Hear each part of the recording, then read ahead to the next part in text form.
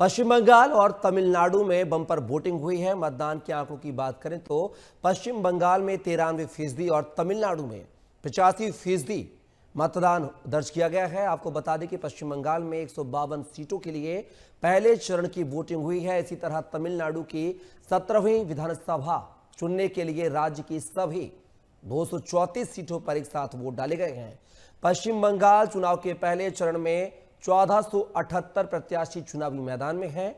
पश्चिम बंगाल में कई जगहों पर मतदान के दौरान भारी बवाल भी हुआ है।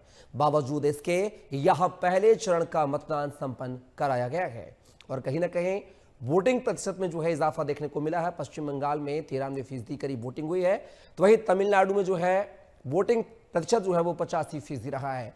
और चलिए आपको बताते हैं, पश्चिम बंगाल पहले चरण में बम्पर वोटिंग के कारण पहले चरण में 92.88% वोटिंग हुई है। 152 सीटों पर यह मतदान हुआ है। 1478 प्रत्याशियों की किस्मत ईवीएम में कैद हो गई है। कुल 3,60,77,171 मतदाता, 1,84,99,496 पुरुष मतदाता। वहीं महिला मतदाता की बात किया है तो 1,75,70,210 महिला मतदाता हैं। पहले चरण में 92.8% वोटिंग यानी कि लगभग 93% ये वोटिंग दर्ज की गई है। 152 सीटों पर मतदान हुआ है पहले चरण में। 1478 प्रत्याशियों के भाग्य का फैसला जो है वो ईवीएम में कैद हो गया है। कुल 3,60,77,171 मतदाता हैं, जिनमें से पुरुष मतदाता की बात किया है तो 1,84,99,496 मतदाता हैं पुरुष। और वहीं महिला मतदाता की बात किया है तो 1,75,77,210 राज्य में महिला मतदाता। और ऐसे पूरे मुद्दे पर चर्चा करने के लिए हमारे साथ एक जो है राजनीतिक विश्लेषक जुड़ गए हैं। डॉक्टर नरेंद्र विवेक आहूजा जी हमारे साथ हैं। बहुत स्वागत है नरेंद्र जी आपका। नरेंद्र जी, जिस तरीके से कल पश्चिम बंगाल और तमिलनाडु में वोटिंग हुई है, जो वोट प्रतिशत सामने आया है, पश्चिम बंगाल में 93% की वोटिंग हुई है, वहीं तमिलनाडु में जो है 85% वोटिंग रही है। आखिर इस बम्पर वोटिंग के क्या संकेत देखे जाए, क्या माने देखे जाए? बिल्कुल सही प्रश्न आपने पूछा है कि पश्चिम बंगाल में जो भारी मतदान, प्रश्न है कि जनता किसे देगी कमान।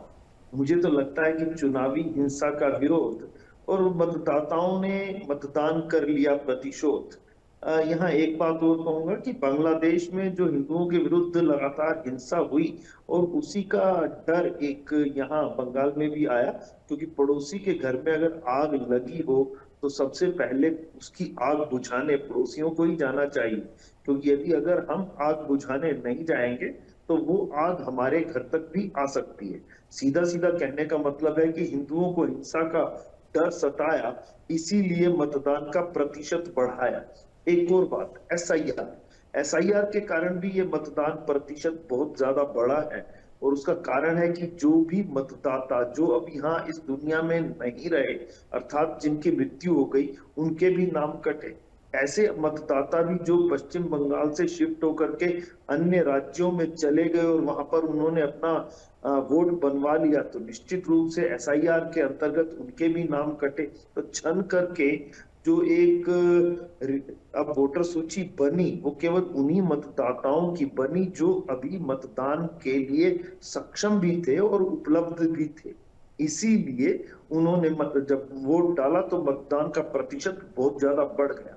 और एसआईआर के कारण एक और प्रभाव आया, कहीं नाम ना कट जाए, वोट जरूर अब पड़ जाए, ऐसा भी एक डर और भय प्रत्येक मतदाता के मन में आया कि यदि इस बार अगर हम वोट नहीं डालेंगे तो कहीं मतदाता सूची से हमारा नाम ही ना काट दिया जाए। इसलिए भी मतदान का प्रतिशत बढ़ा। और इस बार सब दल अलग अलग भी लड़ रहे हैं, चाहे वो इंडी गठबंधन के साथी दल ही क्यों ना हो, चाहे महिला आरक्षण पर उन्होंने मिलकर के ही उस बिल का विरोध क्यों ना किया हो, टीएमसी और कांग्रेस की मैं बात कर रहा हूं विशेष रूप से। तो इन्होंने अलग अलग लड़कर पूरा जोर लगाया, इसीलिए ये मतदान का प्रतिशत बढ़ पाया। सब दलों ने लगाया जोर तब मतदान हुआ पुरजोर, बंगाल में मतदान का जोर, वोटर चला किस ओर। अब इस बहुत अधिक बढ़ गए मतदान प्रतिशत के उपरांत प्रश्न ये आता है कि आखिर मतदाता किसकी तरफ झुका। इसका विश्लेषण करते हैं तो निकल कर के आता है कि पूर्व में जितने भी मतदान हुए, जब मतदान प्रतिशत इतना अधिक बढ़ा तो एक बात लगती है कि एंटी इनकम्बेंसी वोट जब जब बढ़ता है, जब जब मतदाता सरकार में परिवर्तन चाहता है, तो वह अपने वोट की चोट सरकार पर ही देता है और चुनावी हिंसा का विरोध वो मतदान करके ही लेता है प्रतिशोध।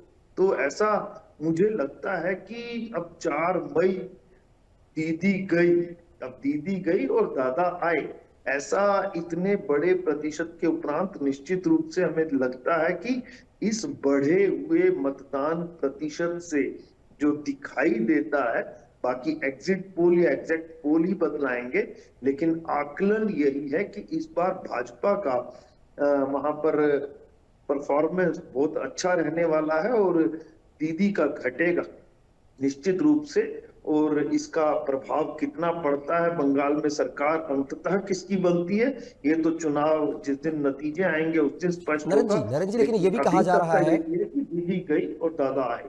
नरेंद्र जी, लेकिन ये भी कहा जा रहा है कि दूसरे फेज का जो चुनाव 29 अप्रैल को होने जा रहा है, 142 सीटें जो शेष बची हैं, उसमें 44 सीटें दक्षिण बंगाल की ऐसी सीटें हैं जो बंगाल की राजनीति में दिशा और दशा तय करती हैं। इनकी सरकार बनाने में वो अहम भूमिका अदा करती हैं और कहा जा रहा है कि वो ममता बनर्जी का, टीएमसी का गढ़ है। ऐसे में क्या उस 44 सीटों पर जो दिशा और दशा तय करती हैं पश्चिम बंगाल की, क्या वहां पर बीजेपी जो है दूसरे जो फेज में क्या वहां पर सिंध लगाने में कामयाब हो पाएगी या नहीं? क्योंकि अभी पहले फेज से दिशा दशा तय नहीं हो पा रही, ऐसा राजनीतिक विश्लेषक कह रहे हैं। जी, आपने जो प्रश्न पूछा है बिल्कुल ठीक है कि दूसरे फेज के उपरांत ही हम कह पाएंगे कि आखिर चुनावी ऊंट किस करवट बैठता है। लेकिन इतना तय है कि दीदी को भी इतनी बड़ी टक्कर की उम्मीद नहीं थी। ये अप्रत्याशित संघर्ष है, इसीलिए आपने देखा होगा कि दोनों ओर से जो बयान भी हैं वो बहुत तीखे और तीव्र आ रहे हैं। आरोपों और प्रत्यारोपों की इस दलदल में जितनी भी दलदल बढ़ती है आरोपों प्रत्यारोपों की, तो हमेशा ये देखा गया है कि कमल उतना ही खुल करके और खिल करके बाहर आता है। तो इससे तो बिल्कुल स्पष्ट है। और दीदी जितनी बेतहाशा ढंग से या बौखलाहट में या टीएमसी के कार्यकर्ता जितना कर रहे हैं इस प्रकार से, तो उससे तो बिल्कुल स्पष्ट होता है कि लगता है कि इस बार दीदी गई और दादा आए। और दूसरे दौर के अंदर जो आपने कहा कि कुछ सीटें ऐसी हैं जो बिल्कुल तय करती हैं कि सरकार किसकी बनेगी, तो बंगाल एक तरह से बांग्लादेशी मुसलमानों का प्रवेश द्वार भारत के अंदर रहा है। और बंगाल में विशेष रूप से मालदा जिले के अंदर या जो बांग्लादेश से लगते हुए क्षेत्र हैं, सीमावर्ती क्षेत्र हैं, वहां पर बांग्लादेशी घुसपैठिए आते हैं, आकर के वहां अपना वोटर आईडी कार्ड और आधार कार्ड बनवाते हैं और फिर पूरे देश के अंदर फैल जाते हैं। इस बात को तो अब इस कहने की कोई आवश्यकता नहीं है, ये तो एसआईआर में भी लगभग तय हो गया है। एक मैं प्रैक्टिकल भी बतलाता हूँ कि जितने भी औद्योगिक क्षेत्र हैं, चाहे वो गुरुग्राम हो, और गुरुग्राम में तो रेजिडेंशियल में भी, चाहे हाई राइज सोसाइटीज हो, रहने वाले लोग हो, इस समय काम करने वाले लोगों की बहुत बड़ी किल्लत पैदा हो चुकी है। फैक्ट्रियों के अंदर कामगार जो खासतौर पर बंगाल से आए थे वो नहीं मिल रहे हैं, क्योंकि सभी के ऊपर इतना जबरदस्त दबाव था कि वह अभी बंगाल में वोट डालने के लिए गए हुए हैं। तो ये आपका प्रश्न बिल्कुल ठीक है कि दूसरे दौर के मतदान के उपरांत ही सही आकलन हो पाएगा, लेकिन पहले दौर के उपरांत तो लगता है कि दीदी गई और दादा आए। बिल्कुल नरेंद्र जी, तमिलनाडु की बात किया, तमिलनाडु में जो है 234 विधानसभा सीटों पर एक ही फेज में मतदान हुआ है, उसका भी प्रतिशत जो है रिकॉर्ड तोड़ रहा है, 85% मतदान हुआ है। क्या माना जाए ये मतदान जो है वहां पर भी जो है डीएमके की मुश्किलें बढ़ाने वाला है? निश्चित रूप से वहां का मतदान भी डीएमके की मुश्किलें बढ़ाने वाला है, क्योंकि स्टालिन के जो बयान थे और स्टालिन ने जिस ढंग से तीखा विरोध महिला आरक्षण का किया, तो ये आधी आबादी भी निश्चित रूप से वोट की चोट देगी, एक। और दूसरा, वहां पर भी एंटी इनकम्बेंसी काम कर ही रहा है। तीसरा, तमिलनाडु में तो हमेशा एक रिकॉर्ड रहा है कि एक बार डीएमके और एक बार एआईएडीएमके, लेकिन जयललिता के चले जाने के बाद एआईएडीएमके कुछ कमजोर तो हुई है, लेकिन अब रिवाइवल का समय है। मुझे लगता है कि अब वो वापस आएंगे, वापसी करेंगे, और इस बार डीएमके के लिए उतनी अच्छी उम्मीद इस चुनाव में नहीं है, क्योंकि वहां पर भी भारी मतदान हुआ है और महिलाओं ने बहुत बढ़ चढ़ करके इस मतदान में हिस्सा लिया है।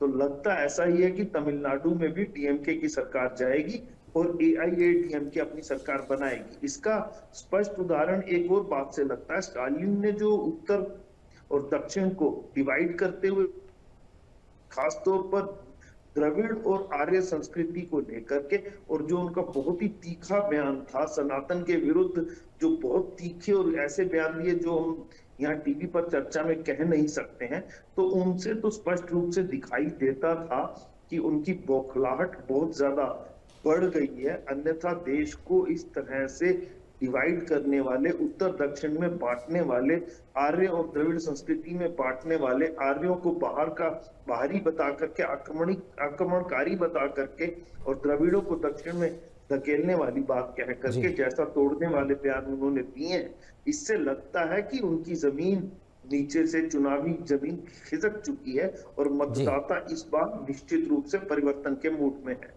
शुक्रिया नरेंद्र जी। देखना होगा कि अब तो ये जो है 4 मई को जो नतीजे आएंगे वो तय करेंगे कि हमारी जो बातचीत है, जो हम एनालिसिस लगा रहे हैं, जो राजनीतिक विश्लेषक जो बात कर रहे हैं, वो कितनी जो है सत्य साबित होगी। फिलहाल के लिए इस चर्चा में हिस्सा लेने के लिए आपका बहुत बहुत शुक्रिया, धन्यवाद।